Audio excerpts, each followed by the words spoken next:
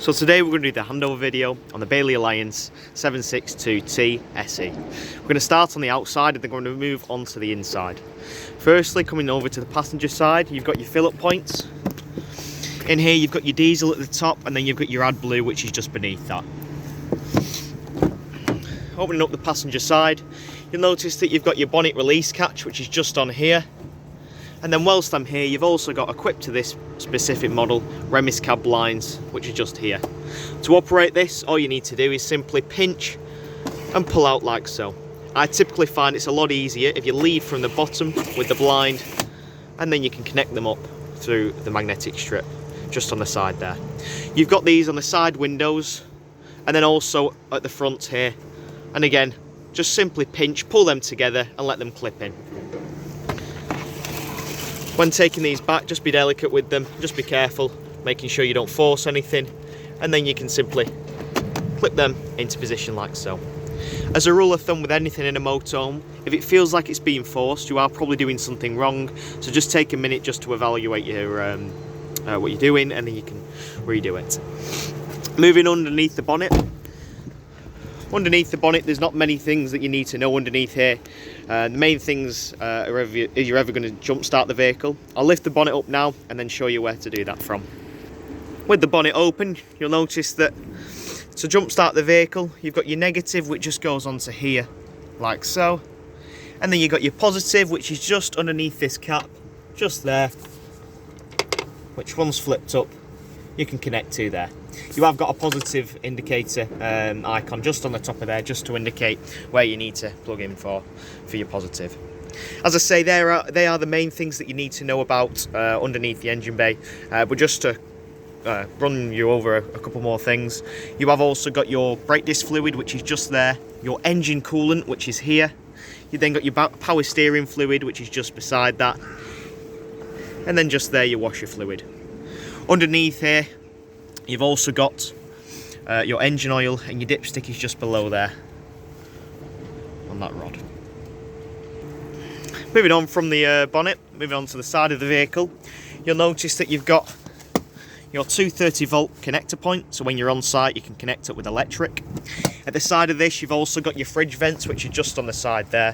One thing to note with the fridge that you do need to be aware of is if you have got the sun on this side of the vehicle beating down on this side of the van, if you can turn the vehicle around, because as you can imagine this is where the fridge pulls all of its air from and therefore uses it to cool the fridge. So obviously if this is being hit by the sun, it's going to make it harder and harder for that to cool the fridge, so just bear that in mind. Underneath the fridge vent, you've got one of your drain down points, which is just there. This is for your wastewater drain down. What you'll have on site is a huge grid that you need to drive over. All you need to do is then turn this, let it dump all the water out. And what we say with your wastewater, fresh water and your boiler drain down point is you can leave them all open when you are travelling, because at the end of the day it is just water, and it means that as you are travelling the vibrations of the road are going to make sure that all that water is dumped and out of your tanks by the time you get home. Just above that unit you have also got your external shower point, which just through a bayonet fitting just connects into there, and you can use your shower, which is just there. Moving across, you've then got your freshwater fill-up point, which is just here. Simply unscrew this and then you can put a hose pipe in there and fill up the tank. When it's coming out, of course, you know it's full, and what I recommend is using a food grade hose pipe to make sure that no bacteria gets caught in and put into the freshwater tank. I don't recommend drinking out of the freshwater tank. Do take bottled water, but you can get purifying tablets to put in here just to purify that tank if you ever do choose to. Moving across to the back, you've then got a little bit of storage underneath here, which I'll open up for you now. As you can see with this open, you have got a bit of storage on the inside here, but you'll also notice that you have got your cassette toilet, which is just there. To operate this cassette, all you need to do is simply lift up on the orange handle and slide out like so. The main thing that you need to do before removing this is to always check that the blade on the toilet is closed, because if this is open, what will happen is you'll go to remove this and it'll get jammed. What typically happens is people will carry on removing this and then ultimately break the cassette. So just bear that in mind. If it feels like it's being forced, again, just take a minute, check the blade is closed, and then resume. Just bear that in mind. When using this system, you'll notice on the back you've got two yellow toggles. You've got an orange toggle here rather, and also an orange button at the back. Firstly, what you need to do is twist out the neck of the cassette to remove the cap. You then need to press the orange button on the back, and what that will do is it will release a vacuum in the cassette toilet. So it means that all the contents will go out and flow out in one steady slurry, and it will release the air in the vacuum. As I mentioned, you'll notice that you've got an orange toggle here.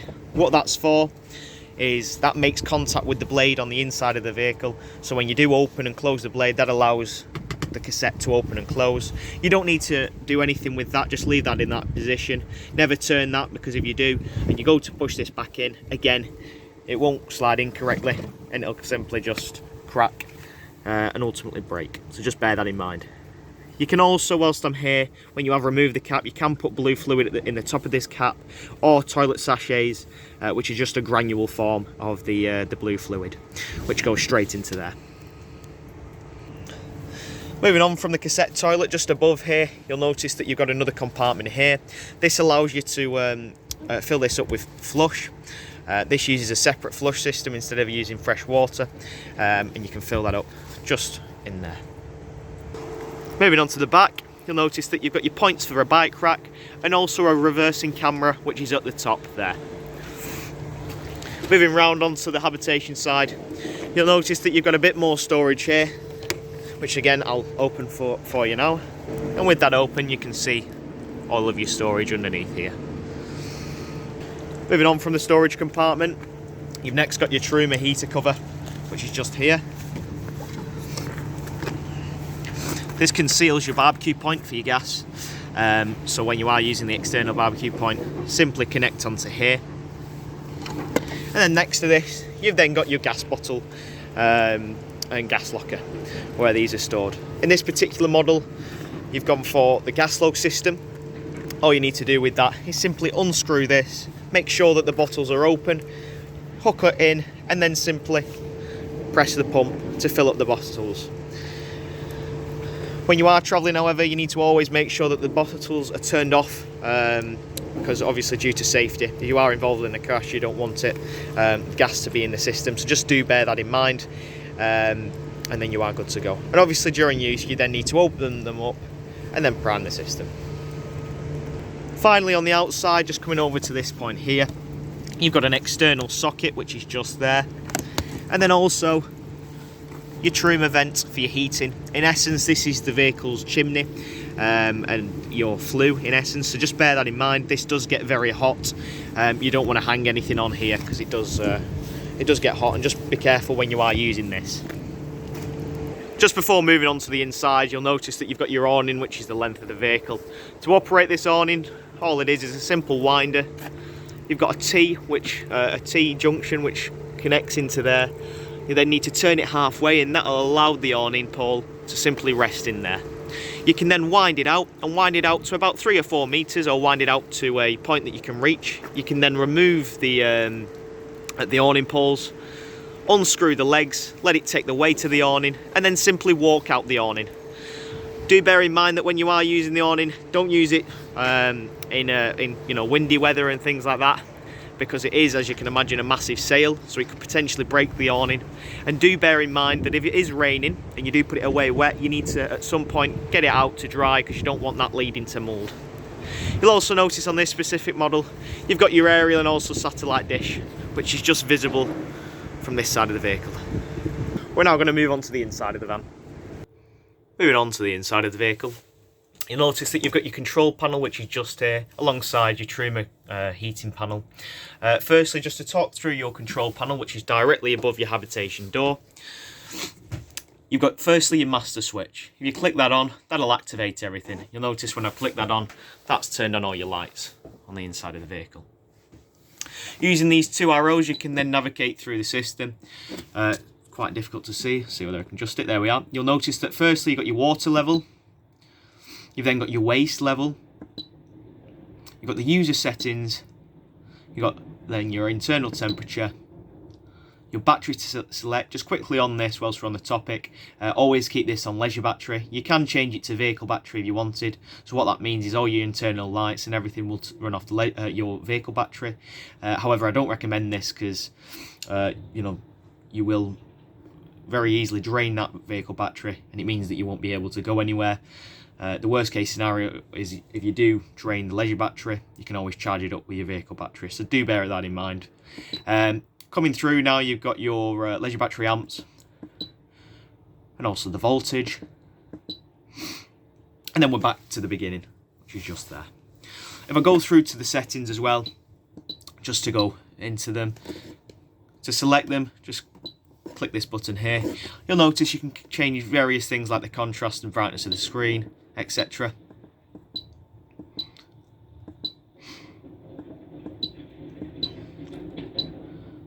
And also change your ampage and various things like that.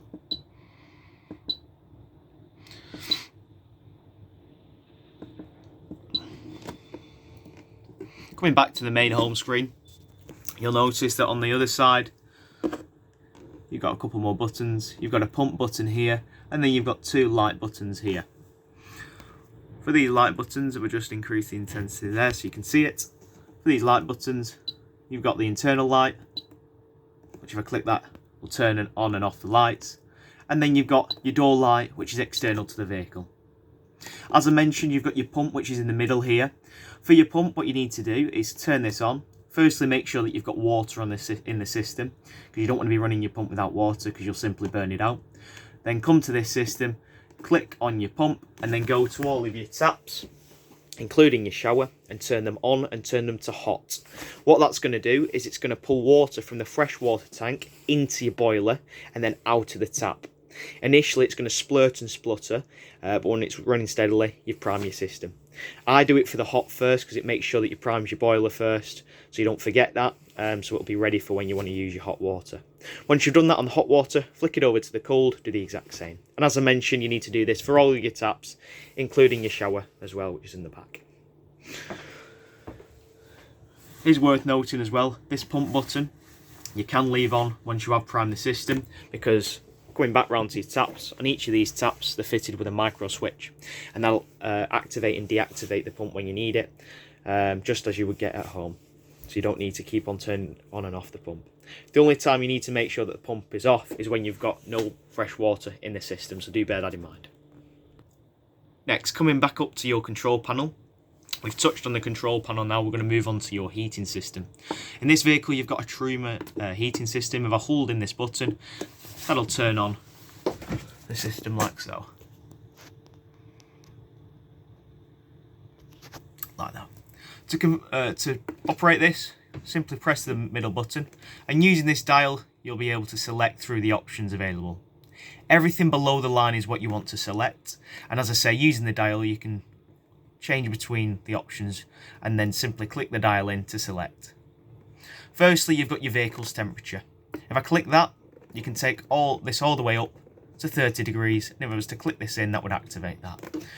I'm just going to use the back button there. Next, you've then got your water temperature. With this, you've got Eco, Hot or Boost. Eco is approximately 40 degrees. You're going to be using that when you're having a shower. Hot is about 70 degrees, so you're going to be using that when you're washing up your pots and pans, and also when you initially are on site, you can flick it on to 70 degrees, and that'll get it up to temperature really quickly. And then finally, just coming back on, you've got your boost. Your boost, what that'll do, it'll only work once you've had the water heating on for a while, for about half an hour approximately. But your boost, what that'll do is it'll stop heating the internal vehicle and concentrate on heating the water system. Next, you've then got your fuel. You've got the option of gas. Mix 1, which is a mixture of gas and 1 kilowatt electric. Mix 2, which is a mixture of gas and 2 kilowatt electric. And then finally EL1 and EL2. EL1 being 1 kilowatt electric and EL2 being 2 kilowatt electric. So a few options for fuel. If you're on site, you're going to be using the EL2.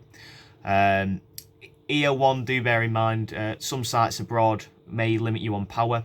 and you'll be forced to use EL1. If that's the case, in my opinion, I'd use either mix 1 or just gas purely, just to get it up to temperature, because in a vehicle of this size, EL1 is always going to struggle heating up this vehicle, so do bear that in mind. Coming next, you've then got finally your fan.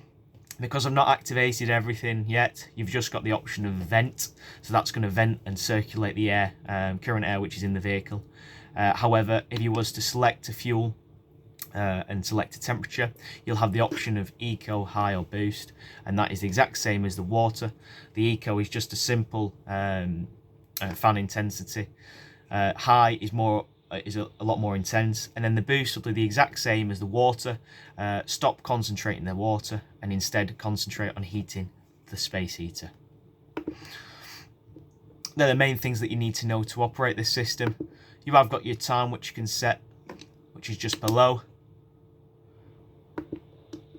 And then if you wanted to set a timer for when your vehicle heats, so for example, if you go on a walk and you know you're going to get back at 5 o'clock, let's say, you can set it for 5 o'clock and then have the heating on. And then finally, you've got your settings panel. In the settings, there's not many things that you need to know in here. It just gives you your temperature, brightness and things like that. However, the main thing that you need to know is your reset button. Your reset button is there to reset the entire panel. And what you'll typically need to reset is if you ever get an error code.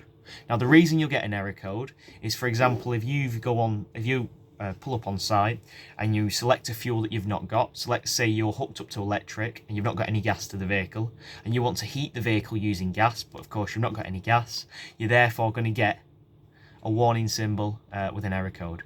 If you get that error code, you need to come over to your reset button. So go back into the settings, all the way over to reset, click that in, click it again to preset, and that's going to reset and initialize the entire panel for your Truma heating.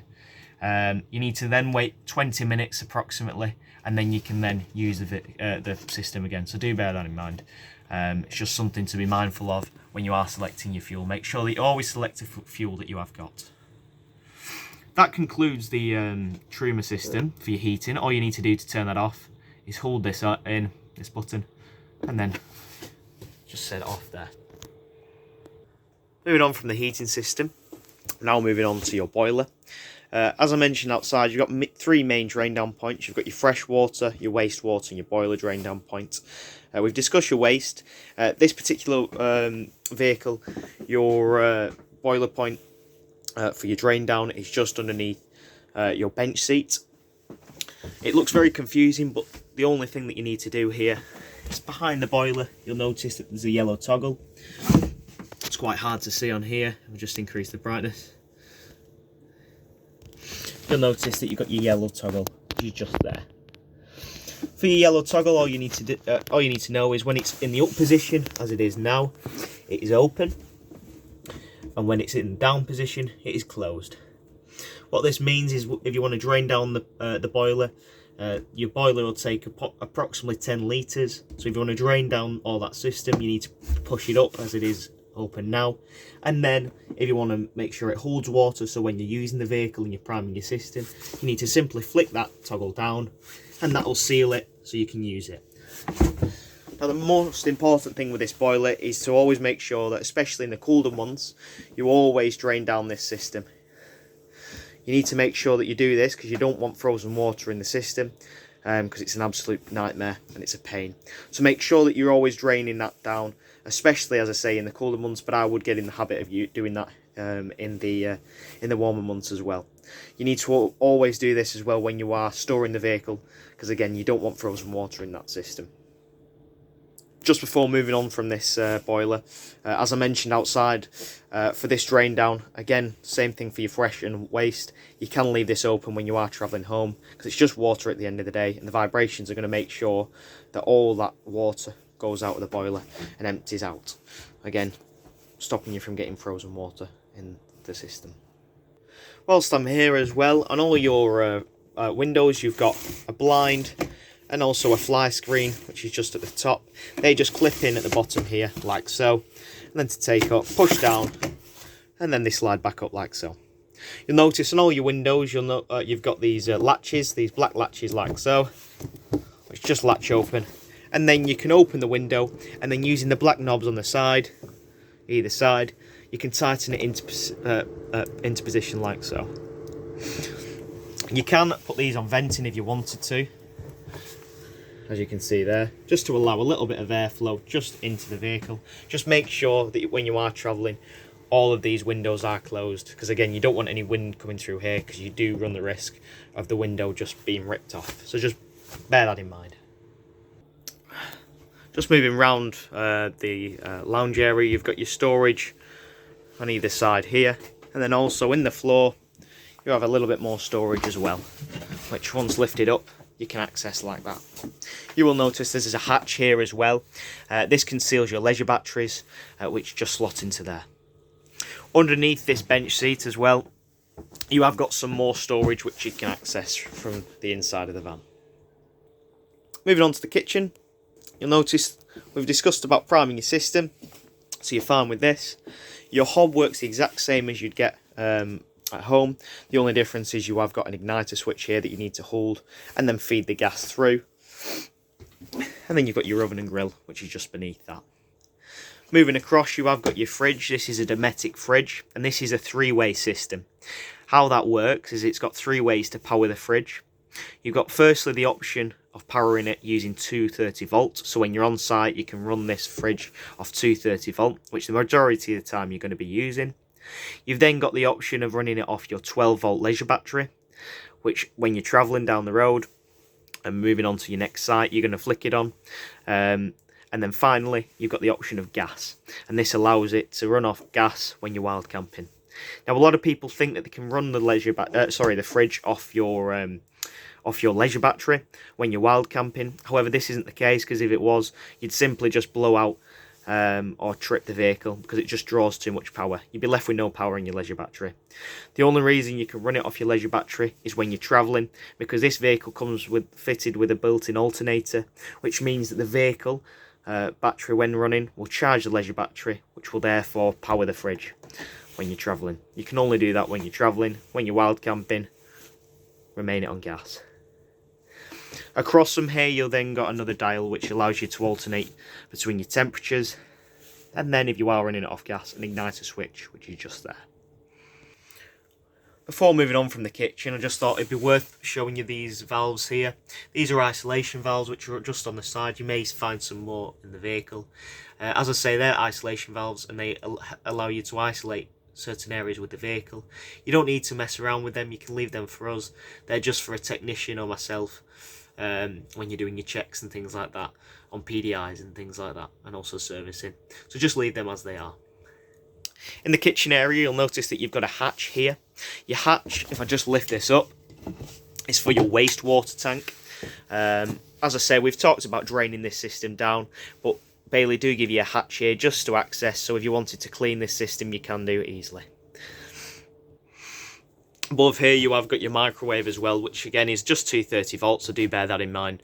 You can't run this off your leisure battery, so when you're purely on site, you can use this. Above the kitchen directly, you have got your aircon, which is just fitted here. For your aircon, you've got a couple of options with this. You've got a light here and also your power button, which is just there. And this system which we fitted does also come with a remote control, which you can control the aircon, varying on power and also intensity and things like that, depending on your situation. Moving into the bedroom area, you'll notice you've got storage along at the top there. In the first storage locker, you've got a solar panel regulator, which is just there. With a solar panel regulator, just leave that as it is. It's just going to regulate the power which is being fed from your solar panel into your leisure battery. And as I say, you can just leave that as it is. Onto your next storage locker, just in here. Again, you've got plenty of storage, which is just here. And again, it's the same for the opposite locker. Coming over to your front locker on the other side, you'll notice that you've got your aerial, which is here. For your aerial, this is a Vision Plus, and all you need to do to operate this is simply unscrew this white collar there along the neck of the aerial. You can then push the aerial up and then tighten it into place like that, and that will then allow you to maximise the range. You'll then notice that you've got this little arm here. By swiveling this and twisting it, that allows you to tilt the head of the aerial to improve range and signal. For the aerial to work, you need to always make sure that you have this box on. As you can see at the top, if I click that, you'll notice that it's gone off. If I turn that on, a blue light indicates just to show that we're on. And again, you need to make sure that that's always on if you are running the TV off your aerial. You've also got a small dial here, again, to play around with max range and things like that. Just worth mentioning as well, just in this cupboard we put your external shower, and that clips onto the outside of the van. And then you've also got your Bailey pack, which is just there. Moving on from the locker, in this particular vehicle you've gone for a max view oyster system, which is your satellite dish, which is on the top, which I mentioned outside. Make sure that your power button is here and is always on when using this system. Then using this little control, you can click your button, which will raise the satellite, allow it to search, and then you can lock onto a signal for your telly. Moving on from your satellite, you'll notice I've just removed the mattress just to show you underneath the bed. Underneath here, you've got your freestanding table, which is just located on these rails here and can be stored away easily. And then beneath that, you've got a large tank. This is your fresh water tank, and as you can see, this is internal to the vehicle. The main thing that you need to know with this is when you're wanting to drain it down. As we've discussed, there's 3 main drain down points, which we've discussed through 2, your boiler and your wastewater. For your fresh water drain down, it is internal to the vehicle and it is internal in the tank. You need to simply remove this cap here, remove that, and then you'll find that you've got a little plug which is in the fresh water tank. You can then remove that and that'll drain down the entire system. Obviously you need to do that when you're over a grid, for example, on your site. You can unplug that and that'll drain down the entire system, and as we say, leave that open as you're travelling just to make sure all that water comes out. You've also got a little bit more storage underneath here as well. Before moving on from the beds, I just thought it'd be handy just to show you underneath this other bed. You can see that you've got more storage underneath here, along with your carpets, which are just there. You've also got your awning pole, which is located underneath here. Finally, moving into the bathroom area, we've spoken about priming your system for your taps and also your shower, which is just into there. The main thing that we need to discuss is your toilet. With your toilet, we've briefly mentioned it on the outside regarding your blade. For the blade, this is located underneath the toilet, and it's this silver blade here. To open this, you need to push away from you, and that'll open the cassette and allow all the waste to drop into the cassette. So during use, you need to open this up. All the waste can then drop into the cassette. You then need to press that blue button, which is just onto there. That'll activate your flush, and that will simply flush the system and get rid of all the waste and flush it into the cassette. Once you've done that, you then need to pull the blade across, and what that'll do is it'll shut the cassette and stop any odours from escaping. Just quickly as well, as I mentioned, this is where your flush button is. You do need your pump on for this, which is something to note. But when your cassette does get full, you will get a red warning light on here just to indicate when it's full. When you get that, you do need to, of course, empty it. Just above here as well, you have got a bit more storage as well, which is great for hanging space, as you can see. So that concludes the handover video on the Bailey Alliance SE. I hope you enjoyed.